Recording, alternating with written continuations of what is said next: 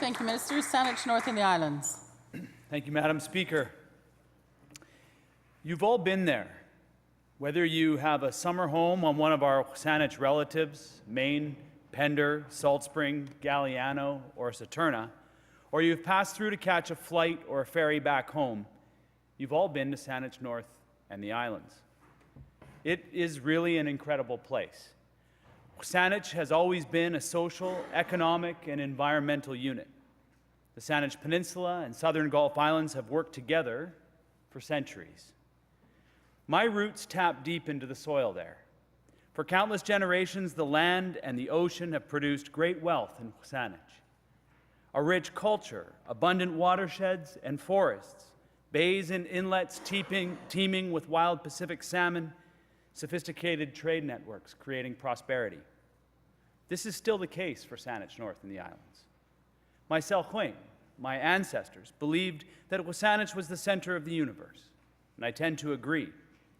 Today, it is not diminished in importance. It is home to both the highest quality agricultural and industrial land in the region, world-class attractions, and trade networks connecting Vancouver Island by air and sea to the lower mainland and, indeed, the rest of the world. We are home to innovative entrepreneurs who employ thousands of people from across Greater Victoria, diverse communities of artists and musicians who push to the edges of their craft, a mild climate, great schools, quality hospitals, and the list goes on and on and on and on. Perhaps I'm a little biased, or a lot biased. There are 86 other representatives in this chamber who I'm sure can express equal love for their constituencies. That said, I believe Saanich North and the Islands plays a key role in the health and well-being of our region and our province. In the few brief months that I've had the honor of representing Saanich in this House, I've been able to see below the shiny facade. I've seen and heard what we are doing well, and I've heard and seen what we could be doing better. We've had hundreds of meetings, numerous town halls, and community dialogue sessions, and dozens of site visits. The list of people we've connected with is impressive. Our community outreach and public engagement program is called the Public Circle. It has been a powerful exercise in participatory democracy and has helped us deeply understand the needs of our riding. Last spring, I ran on a hopeful vision for the future of my riding and our province. A vision where the provincial government works with our communities to improve the quality of life of people. Founded on the belief that well-supported people build a strong economy and make better choices to protect and enhance the life-sustaining ecosystems that we live in and strengthen our society, I made the commitment to my constituents to be bold, courageous, forward-thinking, and to make decisions that not only improved our lives today, but did not mortgage our future. I think of the famous quote, "We do not inherit the earth from our ancestors. Rather, we borrow it from our children." This throne speech is heading in the right direction. I support the approach of this government. My main criticism of this throne speech, and indeed many of the critiques I've heard from the public, has been that it's heavy on rhetoric and light on details. Many of the words in this throne speech outline an encouraging direction, but these words alone do not provide us enough detail on what the government is going to do. It is the action that counts. Much of what is said in this throne speech highlights the gaps that my constituents have brought to our attention in our office. But what is needed urgently is the action on these fronts. I will interpret this throne speech through the lens of my riding. In a number of ways, Saanich North and the Islands mirrors the challenges faced more broadly across British Columbia. I will be focused here on what I've heard from my constituents in the past number of months since becoming their MLA. Government has made transformative commitments to improve Indigenous relations. We are at a critical moment in time. Bold commitments have been made across government. Every minister has been tasked with renewing the relationship with Indigenous people. We heard yesterday that some in this House don't think it can be done, that implementation is going to be too hard, so we should just throw our hands up in the air and give up. We heard from one former chief's view, a narrow view, offering easy solutions to complex problems. That is a dangerous mix. In Saanich North and the islands, we have chiefs that have a different perspective. And perhaps this is the best indication of the complexity that we face. I've met with them, and they're ready to work with a government who is willing to respect their treaty and come to the table in good faith. They were ignored by the federal government and told they were outside the national interest when the Prime Minister approved the Kinder Morgan pipeline. As interveners, they were concerned about the impact of diluted bitumen on their resource harvesting areas. They were told, it's all good. Don't worry, we've got your back. Nothing could be further from the truth. Where was the former government when they could be standing up for the resource that made this province and my people so wealthy? Nowhere. Perhaps it is not wise to stand in this House and offer simple solutions for complex problems. I'm thrilled to see this government's commitment on Indigenous language learning. We are ready in Saanich North and the islands. The Tlewinuk School in my home community, Sartlip, is growing a Senchothan immersion program. Saanich kids can learn entirely in Senchothan to grade 4. We have skilled educators developing appropriate curriculum. It is exciting. It's beautiful to see our children speaking in their language, their parents becoming educators, and a language that was once on the endangered list, reborn. It's not just Tlewinuk. School District 63 has also embraced Senchothan learning. Indigenous and non-Indigenous students are choosing to learn Senchothan at the local elementary, middle, and secondary schools. They are under-resourced, and they are doing it on a shoestring budget. This commitment in the throne speech is exactly what Saanich and the School District 63 need to turn this into a powerful example of reconciliation. Saanich North and the islands is more than ready to pilot, test, learn, and refine this so that other languages can be saved and children all across this province can benefit from learning from the beautiful worldview that is unlocked through Indigenous languages in our province. On housing, government made commitments to build affordable units. Well, in Saanich North and the islands, we've identified the gaps.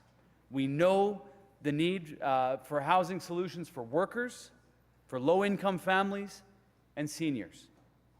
We have housing nonprofits and developers ready with innovative solutions to help build non-market housing, affordable housing.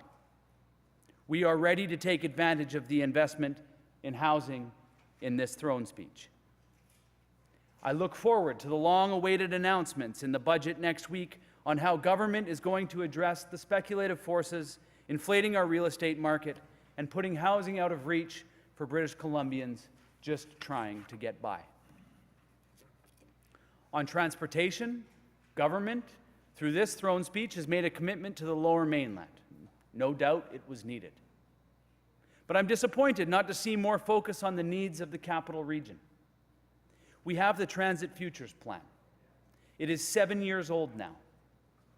We need leadership from this government to bring the local governments together so that we can improve transit in this region and in my riding and on the Saanich Peninsula. On healthcare, government has made a commitment to interdisciplinary, team-based care. A year and a half ago, a nonprofit society opened a clinic on the Saanich Peninsula. We needed to address a gap in primary care. We needed to attract new doctors. Well, we are ready to go. The society and the clinic have been successful and now need this government to align the policy, deal with the complexity of how multiple disciplines are remunerated through a single office. Saltspring is now getting going and will be in a position soon to also have a similar clinic. We are creating and refining a model that can be replicated across the province, and we look forward to working with the minister and the ministry on this important service for all 87 constituencies in this province. The throne speech addresses mental health and addictions. Service providers are desperate for help tackling this crisis on the Saanich Peninsula and Gulf Islands. We are ready to work with this government. Mental health workers on the Gulf Islands are crying out for more resources and help. They know the problems and need the support of our government. In Sydney, a youth mental health clinic was operating one evening per week and had to close its doors because of the challenges navigating the funding to pay their professional people. These services should not be volunteer, and it broke their heart and the hearts of our youth that they could no longer offer the service. Our youth deserve better, and when we fail to provide a stable and reliable service for vulnerable youth, it sends a message that they're not worth it. Again, Saanich North and the Islands is ready to help address the mental health challenges in the riding that this government inherited. This throne speech made remarkable commitments on childcare. Young families in my riding need support right now. It is important we create a sustainable program that will provide families support over the long term. I understand that this cannot happen overnight, that we cannot train a workforce or create spaces out of thin air. I get it. But as I've said all along, we should not have such a narrow view on this. I was a work-from-home dad. What is missing from this throne speech is the support for parents who choose to stay at home. We must be part of the equation. This is a step that government could take right now to support families while the rest of the program is being developed, spaces created, and people trained. Finally, I believe we are better served if this program is administered through the Ministry of Education, not Child and Families. Childcare should be a part of a continuum of lifelong learning. As was just mentioned by the Minister of the Civil Service, high-speed internet is absolutely necessary on the Gulf Islands. We lack the connection, it's hampering real estate, and it's hurting the Gulf Island communities. We will continue to work with the government to provide high-speed internet service on the remote communities in my riding in the Gulf Islands. Frankly, I'm saddened by the lack of urgency on the wild Pacific salmon. We're seeing a collapse of wild stocks, and yet I feel there's a laissez-faire attitude towards this. What we need is more desperation from all levels of government. For all the ranting and raving of the official opposition about economic development, I'm utterly disappointed that when you were supposed to be the stewards of this critical coastal industry, you now ignore it like it never existed. The Pacific salmon are one of the most valuable renewable resources that we have in this province. The federal government has been derelict in their responsibility to protect this resource, and our government has to do a lot more to enhance the habitat of the wild Pacific salmon. Wild salmon are not in this throne speech, and they should be. This throne speech provides an encouraging outline in many respects, in fact, in most respects. It is founded on the principle of supporting people. We have seen what happens when a government abandons people. We inherited it. Housing, transportation, health, mental health, and so many other areas. Costs increase, life becomes unsustainable, society decays, the environment is ravaged, and the strong economy is built on fancy words. So I'm happy about this throne speech. I will be supporting it because I believe we are turning the corner. My message to this government is we are prepared in Saanich North and the islands. We have done the groundwork, and my office is investing in building the relationships so that we can be in a position to connect the important government initiatives outlined in this throne speech to the amazing people working hard to make our communities even better than the incredible place I described earlier. And to this end, I am reminded of that famous quote: "We do not inherit the earth from our ancestors. Rather, we borrow it from our children." Thank you. Haichka.